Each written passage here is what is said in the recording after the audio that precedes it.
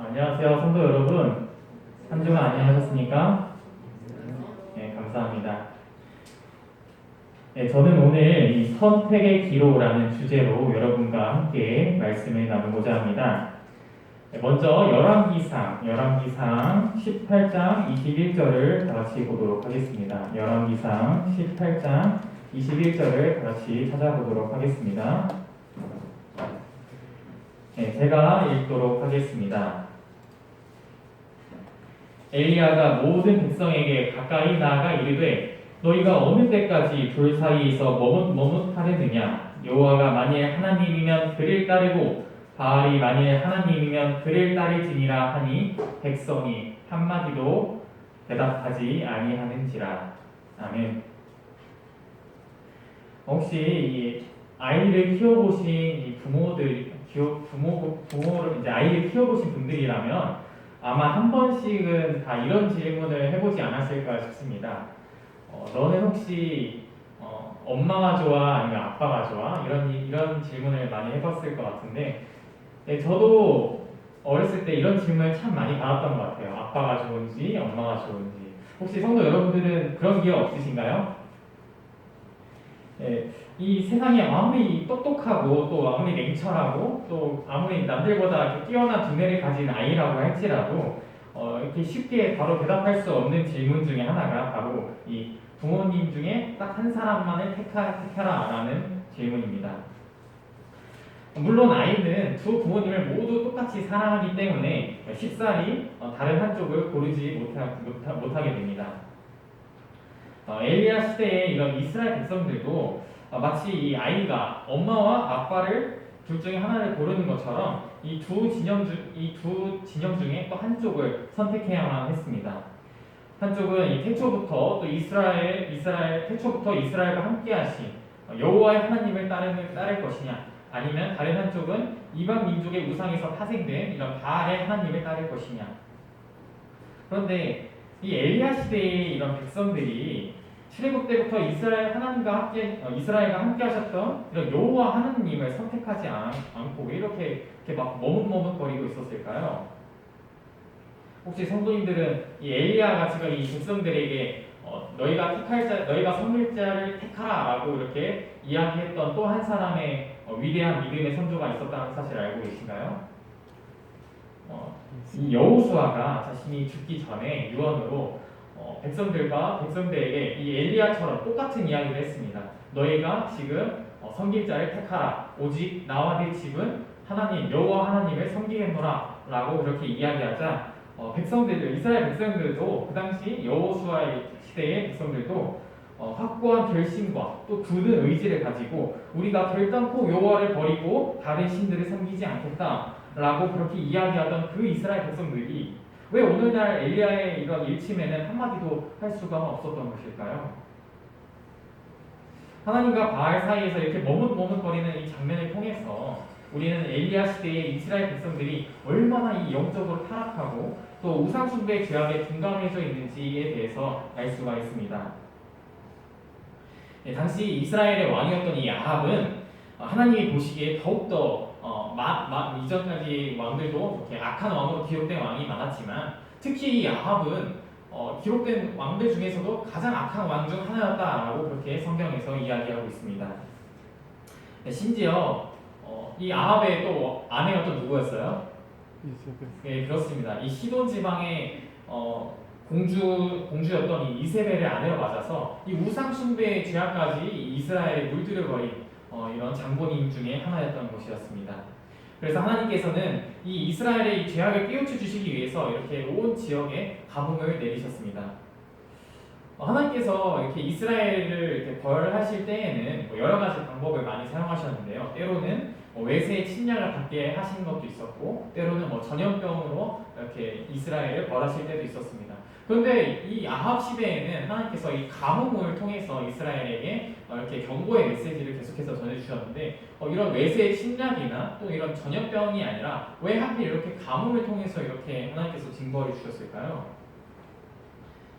당시 이 이방 민족들이 주로 섬겼던 이 가장 큰 신 중 하나였던 이 바알은 다른 게 아니라 뭐 여러 가지 부분에서 많은 사람들의 경배와 찬양을 받았지만 특히 이 기후, 날씨와 또 풍요로움을 담당하는 신으로서 사람들이 이렇게 먹고 사는 문제에 가장 큰 기여를 하는 아주 중요한 역할을 맡고 있던 신이었습니다. 그런데 이렇게 바알을 섬기는 이스라엘이 극심한 가뭄으로 이렇게 고통받고 있다는 사실은 하나님께서 이 이스라엘 백성에게 자신들에게 풍요를 가져다 준다고 이렇게 믿고 있는 이 우상이 얼마나 헛되고 또 의미 없는 것인지 가뭄을 통해서 매 순간 깨달을 수 있도록 해주셨던 것이었습니다. 이렇게 하나님께서 이렇게 이스라엘 백성들에게 가뭄을 통해서 이렇게 스스로 매 순간 이렇게 스스로를 되돌아볼 수 있는 기회를 주셨음에도 불구하고 백성들은 여전히 하나님보다 이렇게 바알을 섬기기를 택하고 있었습니다. 이 가뭄이 이렇게 극심해지면 극심해질수록 이렇게 하나님을 찾기보다 오히려 더욱더 열렬하게 바알을 찾고 또 섬기고 있었던 것이었습니다. 혹시 성도 여러분들은 이렇게 인생을 살면서 이렇게 난관과 또 어려움에 부딪힐 때마다 혹시 하나님의 능력을 구하거나 의지하기보다는 사람의 방법을 찾고 또 사람의 힘으로 해결하려고 이렇게 발버둥 쳐본 기억은 없으신가요? 이스라엘의 가장 악한 왕으로 기록된 이 아합은 이스라엘을 강타한 이 극심한 가뭄이 하나님을 섬기는 이 엘리야 때문에 발생했다라고 이렇게 비난의 화살을 돌리게 됩니다. 다 같이 17절에서 18절을 보도록 하겠습니다. 아합은 엘리야에게 이렇게 질책합니다. 엘리야를 볼 때 아합이 그에게 이르되 이스라엘을 괴롭게 하는 자여 너냐? 엘리야가 대답하되 내가 이스라엘을 괴롭게 한 것이 아니라 당신과 당신의 아버지의 집이 괴롭게 하였으니 이는 여호와의 명령을 버리고 당신이 바알들을 따랐습니다. 저는 최근에 또 서해선유 기독주의를 맞아서 서해선유 모교를 방문을 한 적이 있었는데요. 제가 2014년도쯤에 2013년이었습니다. 2013년에 고등학생을 입학을 해서 지금까지 올해로 거의 9년째 사감 선생님을 계속 사감 직분을 감당하고 계시는 김종신 선생님이라는 분이 계시는데요. 이분이 얼마나 이 학생들에게 엄격하고 또 이렇게 지독하셨는지 그 사감 선생님을 욕하지 않는 학생이 한 명도 없을 정도로 굉장히 지독하신 분이었습니다. 그런데 또 한편으로는 저희 학생들을 또 사랑으로 감싸고 또 언제나 이렇게 저희에게 온정을 베푸셨던 분이시기도 했기 때문에 이 서해삼육을 졸업했던 이 졸업생들이라면 다른 선생님은 못 보고 가더라도 이렇게 이 김종신 선생님, 이 사감 선생님을 꼭 보고 갈 정도로 굉장히 저희에게 학생들을 잘 이끌어 주셨던 좋은 선생님이었습니다.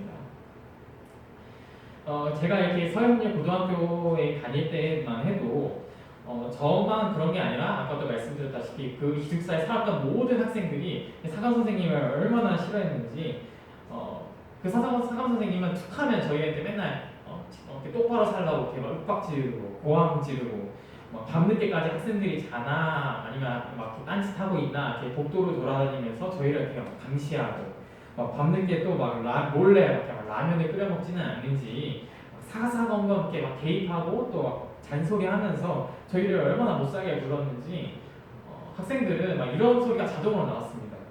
아니 왜 우리를 사감 선생님 왜 우리를 이렇게 못살게 구는 거야? 하면서 굉장히 이렇게 불만을 토로하고 그랬던 경험이 다들 한 번씩 있었습니다.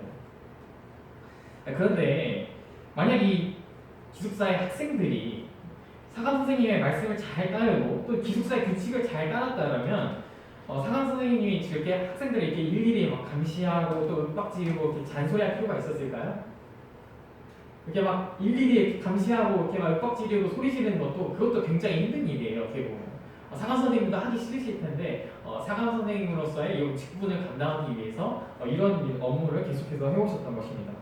그렇다면 이 학생들이 이렇게 불만을 토로하는 것처럼 우리를 이렇게 괴롭게 하는 거야라고 하면서 이렇게 이야기를 하고 있는데 이런 이 학생을 괴롭게 하는 사람이 과연 누구일까요? 정말 이 학생들을 괴롭게 하는 사람이 정말 이 사감 선생님일까요? 네, 다른 누구가 아니라 이 학생들 스스로가 자신을 괴롭게 하고 있었다는 사실입니다. 비록 하나님께서 이 이스라엘에 가뭄을 내리셨지만 하나님께서는 이스라엘 백성들이 이 바알을 섬기는 이 우상 숭배의 이런 죄악에서 한시라도 빨리 돌이키기를 간절히 원하셨습니다. 그러나 이 아합이 자신의 고집으로 인해서 하나님을 대적하고자 이렇게 선택을 했을 때 이 이스라엘 왕국을 괴롭게 하는 사람도 결국 다름이 아닌 자신이라는 사실을 깨닫지 못했던 것이었습니다. 우리도 혹시 이렇게 아합과도 같은 이런 고집을 부리지 않고 있는지 다시 한번 되돌아보게 됩니다. 내가 가진 이런 욕망을 내려놓고 또 하나님께 돌아갈 생각은 하지 않으면서 이 세상에서 비롯된 이런 걱정과 근심을 하나님 탓으로 이렇게 돌리고 계시지는 않으신가요? 하나님, 왜 저에게 이런 시련을 주십니까?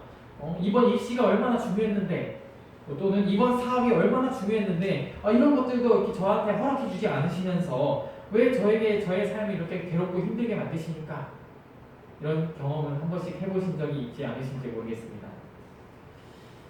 그러나 여러분, 하나님께서는 언제나 우리를 최선의 길로 인도해 주신다는 사실을 기억한다면 이런 불만들은 사실 나올래야 나올 수가 없다는 사실입니다. 나 자신의 힘과 또 세상의 방법만으로 이렇게 살기를 포기하고 하나님의 뜻에 따라서 순종하는 삶을 살고자 이렇게 선택한다면 마치 엘리야처럼 한 나라의 지도자 앞에서도 이렇게 당당하고 또 하나님의 뜻을 담대하게 외칠 수 있는 주의 성실한 종으로 거듭날 수 있다는 사실입니다. 엘리야는 이 아합의 앞에 서 있던 그 와중에서도 결코 아합 앞에서 굴복하지 않았습니다.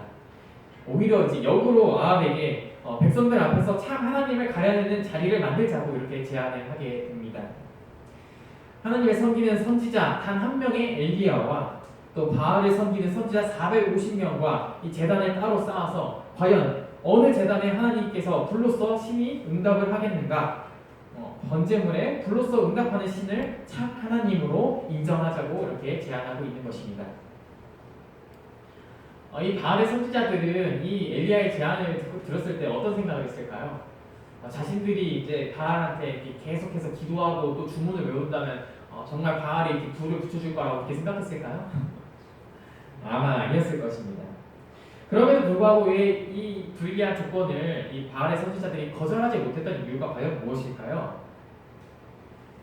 엘리야는 여호와 하나님께서 제단에 불을 붙여주실 것이라고 이렇게 호언장담하고 있는데 자기들은 이렇게 못하겠다라고 하면은 지금까지 백성들과 또 주변의 백성들과 또 왕으로부터 받았던 이런 재산과 권력과 이런 지위를 한순간에 다 잃어버릴 수밖에 없었기 때문이었습니다.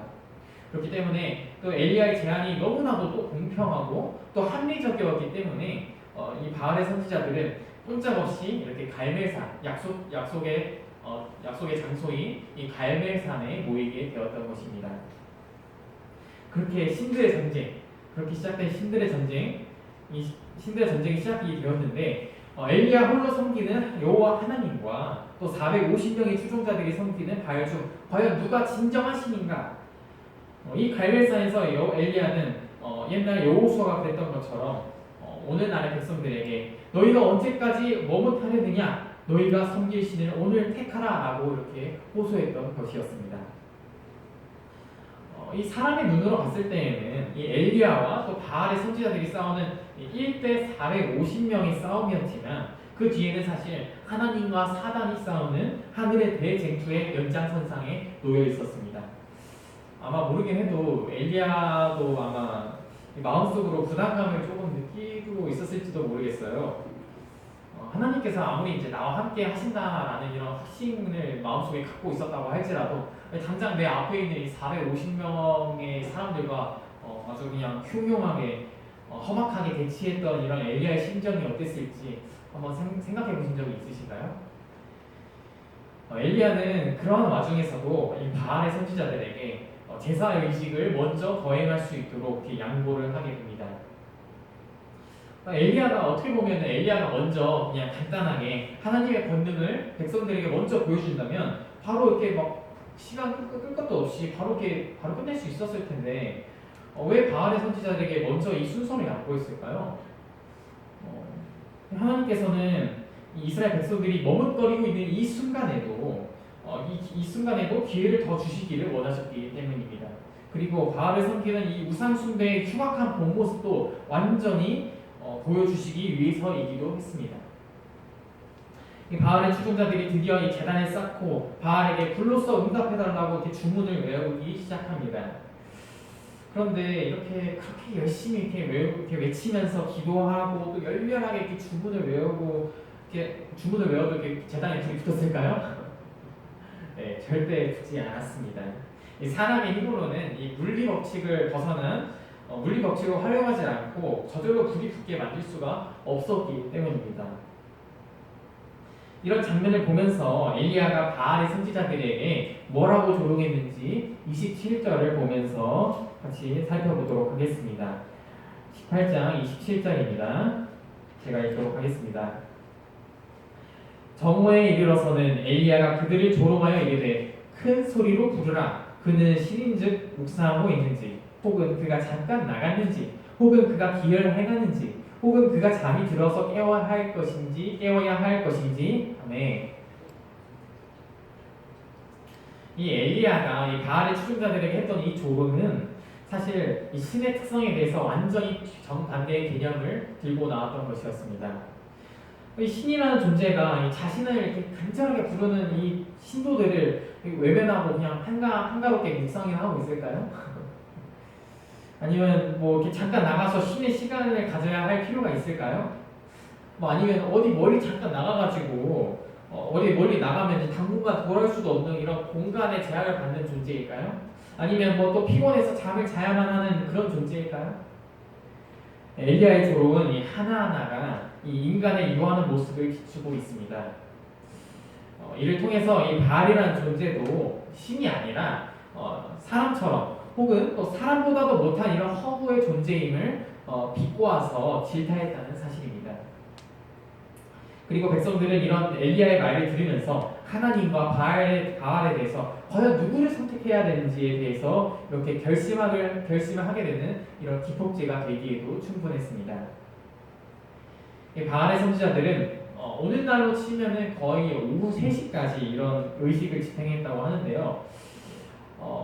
제가 또 이렇게 삼육대학교에서 찬양 지도를 이렇게 하게 되면은 15분에서 20분 정도 이렇게 찬양 지도를 하게 되는데, 이렇게 막 찬양 지도도 그냥 나가서 그때그때 이렇게 되는 대로 노래를 부르는 게 아니라 그 전날부터 그 전전날부터 계속해서 이렇게 노래를 연습하면서 그 앞에 서야 되기 때문에 목 상태가 이렇게 온전한 적이 별로 없어요. 그래서 막 이렇게 앞에 나가서 찬미 지도 하는데도 한 20분에서 15분에서 20분만 불러도 이렇게 벌써부터 이렇게 막 목에 무리가 오기 시작하는 게 막 느껴질 때가 얼마나 많은지 모르겠습니다. 그런데 막 몇 시간 동안이나 막 바알에게 막 응답하소서라고 이렇게 이렇게 외치고 또 기도하고 주문을 외웠더니 바알의 선지자들의 목 상태는 과연 어땠을까요? 네. 아무리 이렇게 오랫동안 이렇게 기도를 해도 응답이 없자 이제 극단적인 방법까지 사용하게 되는데, 성도 여러분들도 잘 아시다시피 이 칼로 자신의 목을 자해하면서까지 이렇게 막 목이 쉬도록 바알을 불렀습니다. 그런데 바알이 이렇게 응답을 했을까요? 애초에 존재하지도 않았던 신이기 때문에 바알이 응답할 일은 전혀 없었던 사실입니다. 이제 몸에 피를 뿌리면서 몸에서 이렇게 피를 뿌리면서 이렇게 쉬어버린 목으로 이렇게 꺽꺽대면서 바알에게 응답을 구하는 장면이 혹시 상상이 되십니까? 바알이여 응답하소서 하면서 막 이런 장면을 보면서 아마 백성들은 이 우상 숭배의 이런 허점과 또 민낯을 남김없이 보았을 것입니다. 엘렌 G 화이트이 쓴 이 선지자와 왕에는 이 장면을 이렇게 이야기하고 있습니다. 그들이 격앙된 기도를 계속하고 있는 동안 교활한 사제들은 제단에 불을 질러 백성들로 하여금 그 불이 바알에게서 온 것처럼 믿게 할 어떤 방법을 고안하려고 계속 노력하였다. 그러나 엘리야는 그 모든 동작을 철저하게 감시하였고 사제들은 속일 수 있는 요행의 기회를 바라면서 그들의 무의미한 의식을 계속했다. 이 이제 바알의 선지자들이 이렇게 오랫동안 오후 3시가 될 때 동안 막 불이 붙을 생각을 안 하니까 이제 엘리야의 눈을 속여가지고 어떻게든 몰래 자신들이 이렇게 막 손을 써가지고 몰래 제단에 불을 붙일 이런 약간 꼼수를 찾고자 이렇게 많이 노력을 했는데 엘리야도 만약에 이 바알의 제단에 불이 실제로 붙게 된다면 어떤 방법을 사용하든지 간에 일단 불이 붙게 되면 자신의 목숨이 온전하지 못할 것을 알고 있었기 때문에 이 바알의 선지자들이 헛된 꼼수를 쓰지 않을까 굉장히 매순간 매순간 철저하게 감시했다고 합니다. 그래서 이 바알의 선지자들에 의해서 또 엘린 G. 화이트는 이 장면에 대해서 또 이렇게 또 이야기하고 있습니다. 사단도 이 바알의 이 제단의 이 자리에 찾아왔었다고 합니다. 자신을 위해서 이렇게 열렬히 기도하는 이 바알의 선지자들을 위해서 여기 앞서 말씀드렸다시피 또 이것은 그냥 엘리야와 또 450명의 거짓 선지자들의 싸움이 아니라 하나님과 또 사단의 싸움이었기 때문에 이 사단도 자신의 싸움에서 승리하기 위해서 자신의 능력과 권능으로 이 불씨를 이렇게 옮겨서 이 바알의 제단에 불을 붙이려고 했는데 하나님께서도 그 자리에 친히 나타나셔서 이 사단이 이런 헛된 꼼수를 쓰지 못하도록 그 사단의 능력과 또 그 활동 반경을 제한하셨다라고 이렇게 엘렌 G. 화이트이 이야기하고 있습니다. 그래서 이 바알의 선지자들은 엘리야의 이런 철저한 감시와 또 하나님의 도우심으로 인해서 절대 이 제단에 불을 붙일 수가 없었습니다. 이제 이 바알의 추종자들이 몸에서 이렇게 피가 철철철 나고 목이 막 꺽꺽대면서 쉬도록 그렇게 간절하게 응답을 구해도 바알은 그들에게 아무런 응답을 해줄 수 없었음이 마침내 증명이 되었습니다. 그래서 드디어 이 바알의 선지자들은 완전한 패배를 시인하게 되었던 것이었습니다. 그러나 그렇다고 해서 아직 싸움이 완전히 끝난 것은 또 아니었습니다. 이제는 엘리야의 차례가 돌아왔습니다. 엘리야가 12지파를 상징하는 이 12개의 돌로 제단을 쌓고 이 제단을 쌓는 걸로 끝나는 게 아니라 밑에 이제 또랑도 같이 파고 또 12통의 12항아리의 물로 그 제단에 물을 한가득 흠뻑 적시게 됩니다. 저도 이 나무를 태워서 이렇게 막 방을 덮이는 나무 보일러 뭐라고 하죠? 그런 걸 나무 아궁이라고 하나요? 네, 그런 거를 저도 많이 사용을 해봤어요.